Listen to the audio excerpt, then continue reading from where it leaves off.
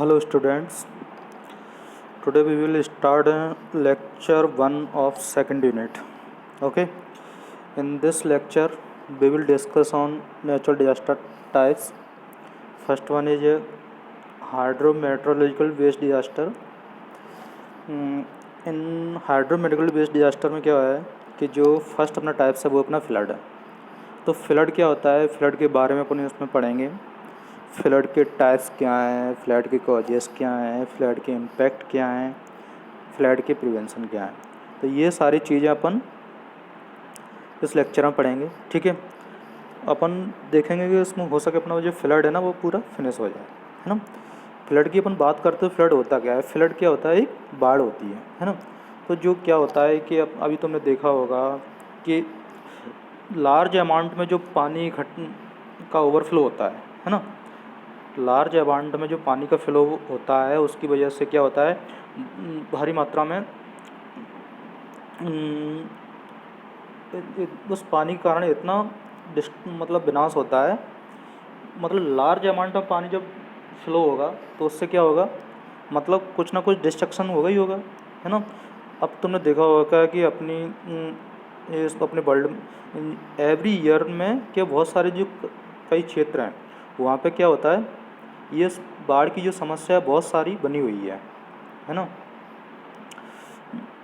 Flood are caused by the excessive rainfall and lack of proper drainage system, है ना। तो बाढ़ क्या है, अत्यधिक वर्षा और जल निकासी की जो भी अरेंजमेंट है उसकी कमी के कारण होता है ना, उसकी कमी के कारण होता है। The severity of flood can vary from region to region and destruction cause by the same also varies. देखिए जो बाढ़ की जो स्थिति बनी हुई है हर क्षेत्र में, उसके जो कारण हैं वो अलग अलग हो सकते हैं और उसी के कारण होने वाला जो विनाश है वो भी अलग अलग होता है ना। तो ये सारी चीज़ें हैं। अपन देखते हैं कि फ्लड, एक minute, flood water caused by heavy rain have led to fatal consequence due to disease, है ना। This lead to loss of life, increase in disease, price rise, economy loss and destruction of environment among other issues. Flood depend on their types of severity. तो flood क्या है, जो भी क्या भारी वर्षा के कारण जो भी बाढ़ के पानी की वजह से जो बीमारियां होने के जो घातक परिणाम सामने आए हैं, है ना। इससे क्या होता है, जीवन का नुकसान, बीमारियों में वृद्धि हो जाती है, मूल वृद्धि होती है, मतलब प्राइस राइज हो जाती है और इकोनॉमिक भी लॉस होता है ना, इकोनॉमिक डिस्ट्रक्शन होता है। एंड क्या होता है, इसके अलावा क्या पर्यावरण का भी विनाश होता है ना।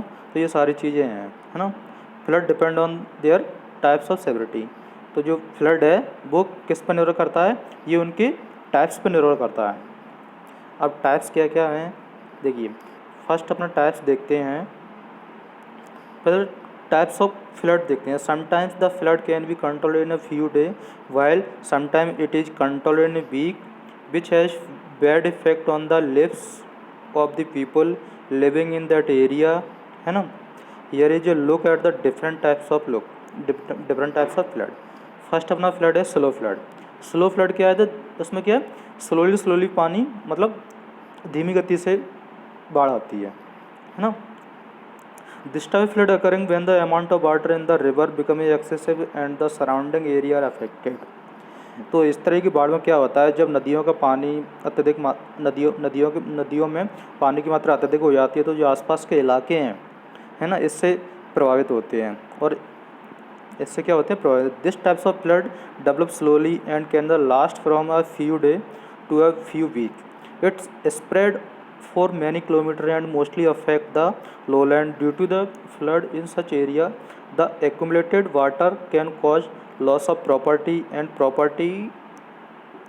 and various disease can also rise. इसमें जो प्रॉपर्टी दो बार लिखा है, चलो देखते हैं। हाँ, मतलब लॉस ऑफ प्रॉपर्टी का लॉस होता है, ये सारी चीज़ें हैं। तो इसमें क्या है कि तुमने देखा होगा इस तरह से जो धीरे धीरे बाढ़ जो डेवलप होती है उससे कुछ दिनों से लेकर कुछ हफ्ता तक ये रह सकती है। है ना, कई किलोमीटर तक फैल जाती है और इससे अधिकतर जो निचले इलाकों पर क्या है इसका असर पड़ता है। ऐसे क्षेत्रों में बाढ़ के कारण जो इकट्ठे पानी से जो जान माल की जो मतलब जो और जो भी प्रॉपर्टी उसका जो नुकसान होता है और विभिन्न रोग भी पनप सकते हैं। कहने की बात यह है कि जो स्लो फ्लड है वो कई दिनों तक रह सकता है, तो उससे क्या होता है कुछ सप्ताह तक कई किलोमीटर तक फैल जाता है, निचले इलाकों में पानी भर जाता है ना। तो इससे क्या जान और माल की जो भी नुकसान होता है वो सब होता है ना। और कई प्रकार के रोग भी उत्पन्न हो जाते हैं। अपन बात करते हैं हाई स्पीड फ्लड। तो हाई स्पीड फ्लड क्या होता है, मतलब तेज़ गति से फ्लड होगा। This takes some time to do construction and such flood may last for a day or two. Such flood are also highly destructive. However, most people are also warned about these and before the situation get worse and should try to avoid them. Tourists planning a vacation to such place should cancel their plans and try to avoid the situation if there is time. देखिए, तो क्या होता है जो भी high speed की जो flood है ना वो कुछ थोड़े समय में ही इसका जो डबल हो जाती है ना। तो और ऐसी बाढ़ 1-2 दिन तक रह सकती है ना। इस तरह से क्या होता है इसमें ज़्यादा ही मतलब जो भी टूरिस्ट होते हैं tourist planning a vacation to such places should cancel their plans, है ना। जो टूरिस्ट होते हैं उनको जब मालूम चल जाता है तो टूरिस्ट क्या करते हैं अपना जो प्लान होता है उसको कैंसिल कर देते हैं एंड ट्राई टू अवॉइड करते हैं इस प्रकार की सिचुएशन को। ये सारा कुछ है। उसके बाद अपन बात करते हैं फ्लैश फ्लड। फ्लैश फ्लड क्या होता है, जो कि अचानक से बनती है, अचानक से जो फ्लड आती है वो होता है। Such flood are occur mostly within a short period of time such as a few hour और minute. This is mostly due to the heavy rains, snow और डैम ब्रेकेज, है ना। This types of flood is considered to the most deadly and can also causes massive destruction as it happen almost suddenly and people have no time to take precaution. मतलब इतनी अचानक आ जाती है कि लोगों के पास इतना टाइम ही नहीं रहता है कि कोई प्रिकॉशंस ले लें, है ना। ये सब है। Flood in the affected area disturb day to day functioning, flood cause various problem for people living in this area. It take months to rebuild life in area affected by heavy flood and sometimes even year. A flood is a natural disaster caused by the accumulation of excessive water in the area. Simple सी बात है, flood क्या है, एक natural disaster ही है जो कि जो जो किसकी वजह से होता है, accumulation of excessive water in the area. This is often the result of heavy rain. Many area face flood due to the rising level of river और sea water, breakdown of dam and melting of ice, है ना। बांध की टूट जाने की वजह से मेल्टिंग आइस, मतलब आइस का मेल्टिंग होना, वाटर लेवल बढ़ जाना रिवर में, वाटर समुद्र में, ये सब प्लस फ्लड के एग्जांपल है ना। Storm and tsunami cause this situation in coastal area, ये भी सारे है ना। अब flood affected around area around in the world, है ना। This is a possible for frequent flooding in many areas around the world. Cities around the world that have suffered and persistent flooding including Mumbai and Kolkata in India, है ना। और कुछ जो China के जो है ना, शैनज़ेन एंड क्या है, तिनजेन इन चाइना, है ना, एक्वाडोर, न्यूयॉर्क, न्यू जर्सी, ये सारे क्या हैं फ्लड की वजह से अफेक्टेड एरिया हैं, है ना। In the past there is a destruction in these area due to the flood. मतलब पिछले टाइम में यहाँ पे इन फ्लड की वजह से बहुत लॉस हुआ ही हुआ है, डिस्ट्रक्शन हुआ ही हुआ है।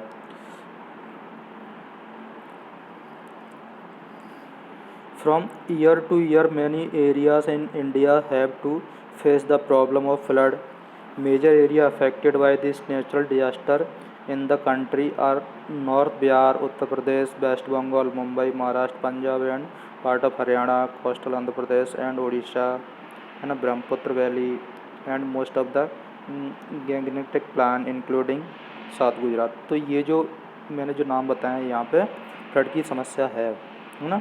These places have the suffered sub damage in the past due to the flood and are the still facing danger. तो ये सारे कौन से एरिया हैं, फ्लडिंग से इफेक्टेड एरिया हैं। Flood are one of the natural disaster that have caused major destruction in various area. It is time that the Indian government should take this problem seriously and take strong measures to control this problem, है ना। Indian government इस पर काम कर ही रही है क्योंकि major destruction होता है, तो ये सारा कुछ है ना। Flooding occur when the amount of water flowing over a ground increase due to the excessive rainfall in a particular dry area.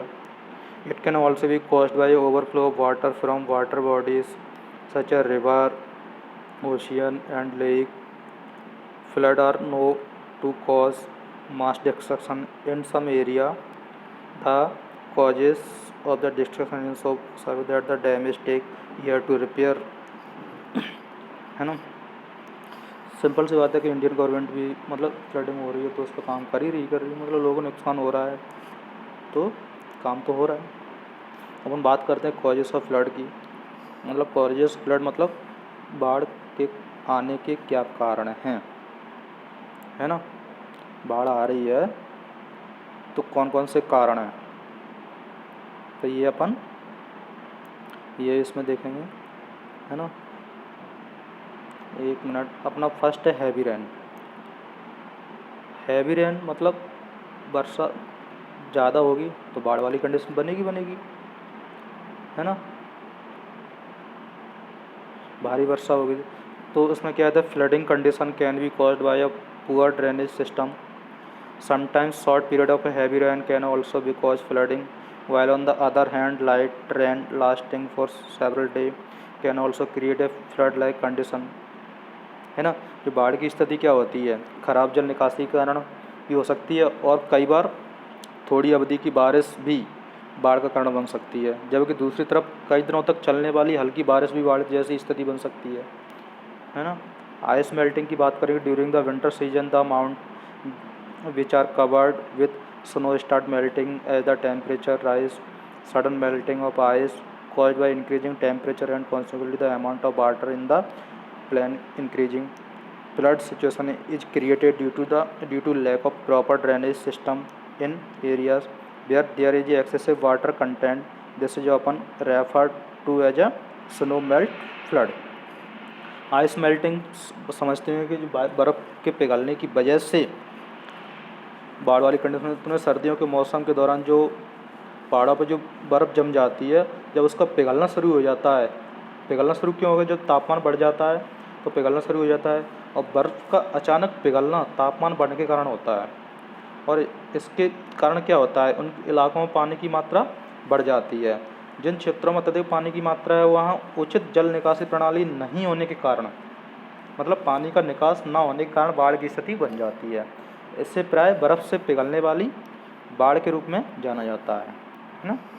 बर्फ़ से तो इसको अपन क्या कह सकते हैं कि बर्फ़ से पिघलने वाली बाढ़ है ये, है ना। उसके बाद हम बात करते हैं डैम ब्रेक। डैम ब्रेक से समझते हो, dam are built in the flow, मतलब डैम ब्रेक अपन कह सकते हैं कि बांध टूट जाते हैं तो पानी की मतलब वो बाढ़ वाली कंडीशन बनती है ना। तो ये इसके अंदर अपन देख सकते हैं, है ना। Dams are built to the flow water from the height. Propellers are used to make electricity from water. Sometimes the dam break because they are unable to hold a large amount of water, resulting in flooding of the surrounding area. Sometimes excessive water is released intentionally from the dam to prevent it from breaking. This can also result in flooding, है ना। Overflow of water body, overflow में जल निकाय का अतिप्रवाह, है ना। जैसे अपन कह सकते हैं कि जल निकाय जैसे नदियाँ आज से पानी बार बार निकलने से जो आसपास के इलाकों में बाढ़ जैसी स्थिति पैदा हो जाती है ना। नदियों के नज़दीक निचले इलाके इस समय के दौरान सबसे ज़्यादा प्रभावित होते हैं क्योंकि जल नदी से नीचे की ओर बहता है। उसके बाद बात है कोस्टल बैंड। कोस्टल बैंड कौन से होते हैं, जो कि तटीय क्षेत्र होते हैं। तटीय क्षेत्र तटीय हवाएं, बैंड हवाएं ना, कोस्टल तटीय क्षेत्र में जो हवाएं चलती हैं उनकी वजह से बाढ़ आती है ना। ग्लोबल वार्मिंग अपना मेन कॉज ऑफ फ्लड का है। ग्लोबल वार्मिंग की वजह से अपनी फ्लडिंग होती है।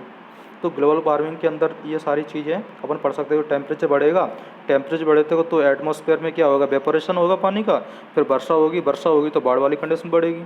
मतलब कह सकते हैं कि ग्लोबल वार्मिंग भी अपना मेन रीज़न है किसका, बाढ़ का। ठीक है, अपन इससे आगे अपन नेक्स्ट लेक्चर में कंटिन्यू करेंगे इम्पैक्ट ऑफ